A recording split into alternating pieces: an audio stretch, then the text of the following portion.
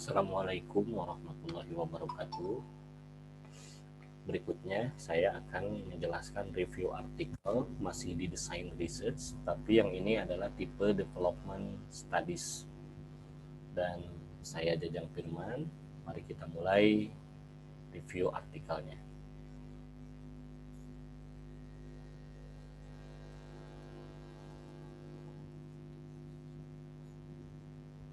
Ya, judul artikel yang kali ini akan saya review yaitu adalah pengembangan perangkat pembelajaran matematika realistik pada pokok bahasan lingkaran kelas 8 SMP, yang mana artikel ini disusun oleh Dewi Santi, kemudian Titik Sugiyarti, dan Arika Indah K. Nah, tujuan dari penelitian artikel ini saya tarik garis merah, yaitu adalah ini adalah jenis penelitian pengembangan, yang mana yang dikembangkan itu adalah pengembangan perangkat pembelajaran. Nah, dari jenis penelitiannya saja kita sudah mulai bisa melihat bahwa ini adalah jenis artikel design research tipe development, ya, karena di sini mengembangkan. Nah, sehingga dari dua pernyataan tersebut ini bisa dijadikan ciri awal artikel development studies, ya, baru ciri awal.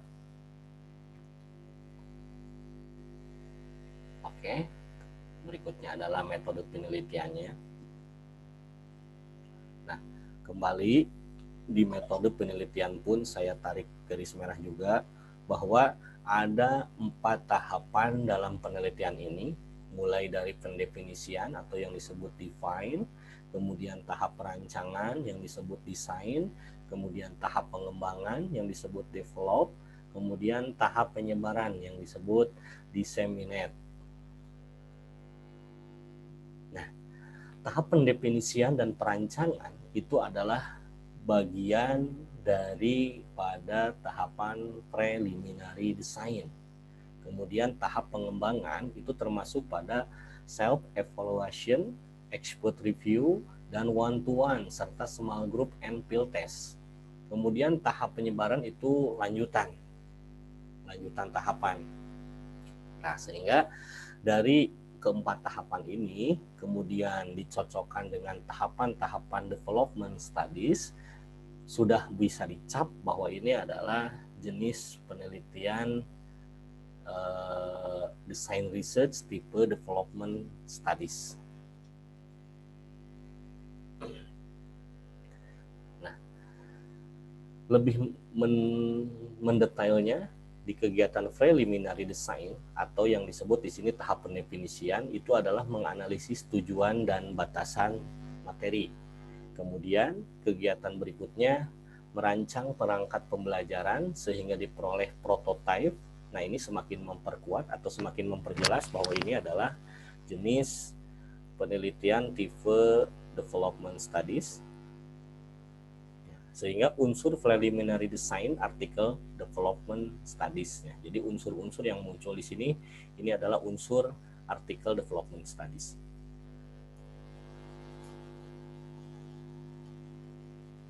Kemudian kegiatan yang dilakukan di tahapan self evaluation, expert review, and one to one serta small group and field test.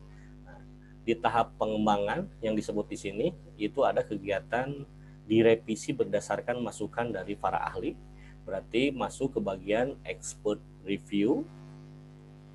Nah, unsur dari self evaluation, expert review, dan one to one artikel development studies, ya. Jadi bagian daripada revisi berdasarkan masukan para ahli itu adalah bagian dari tahapan self evaluation, expert review, dan one to one, yang mana itu adalah ciri dari artikel development studies.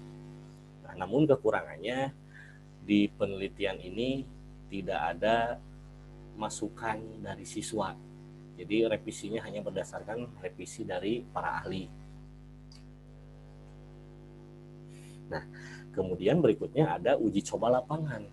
Uji coba lapangan itu adalah bagian dari small group dan field test.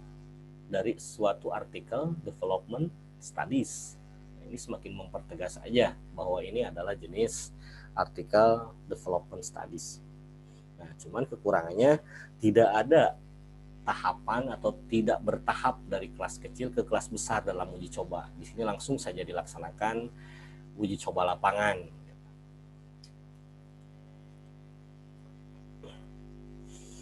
Nah, hasil penelitian yang diperoleh mulai dari tahapan preliminary design, dikasih garis merah kembali bahwa di sini ada indikator yang dihasilkan itu sebagai dasar dalam penyusunan rancangan perangkat pembelajaran. Kemudian berikutnya penyusunan tes, pemilihan media, pemilihan format, dan desain awal. Itu yang dihasilkan di tahapan preliminary design.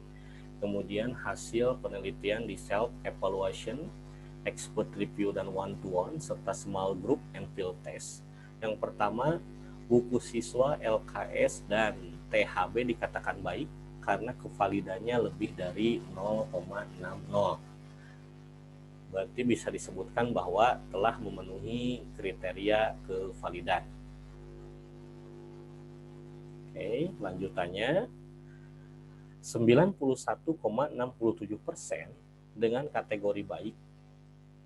Ini persentase aktivitasnya ya, 61, kriteria kepraktisan itu mencapai 91,67% masuk pada kategori baik.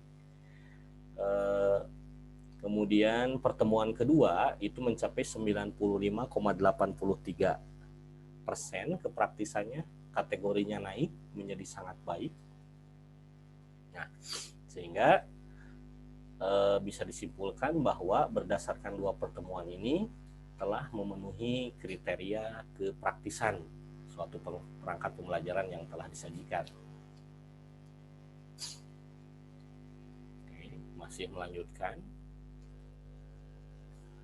Nah, berikutnya adalah kriteria keefektifan. Di pertemuan pertama itu mencapai 82,9%, kategorinya baik. Dan berikutnya di pertemuan kedua itu mencapai 87,5%, kategorinya masih baik, sehingga rata-rata persentase keefektifan di dua pertemuan itu mencapai 85,2%.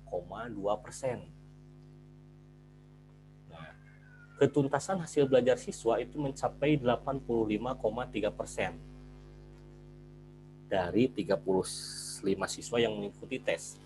Kemudian lebih dari 80% siswa memberikan respon positif, sehingga dapat disimpulkan bahwa kriteria keefektifan perangkat pembelajaran telah memenuhi kriteria.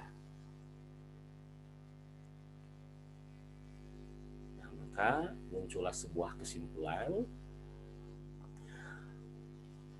berdasarkan hasil analisis. Pendefinisian dan perancangan itu sama dengan kegiatan atau tahapan preliminary design. Kemudian pengembangan itu sama dengan tahapan self-evaluation, expert review, dan one-to-one, serta small group and field test. Nah, lanjutannya, kevalidan perangkat pembelajaran valid, kepraktisan perangkat pembelajarannya juga praktis, memenuhi, efektivitas perangkat pembelajarannya juga memenuhi, maka perangkat pembelajaran berbasis pembelajaran matematik realistik bisa dikatakan berhasil dalam penelitian ini. Sekian yang bisa kami sampaikan untuk penjelasan tentang desain research tipe development studies. Terima kasih atas perhatiannya. Assalamualaikum warahmatullahi wabarakatuh.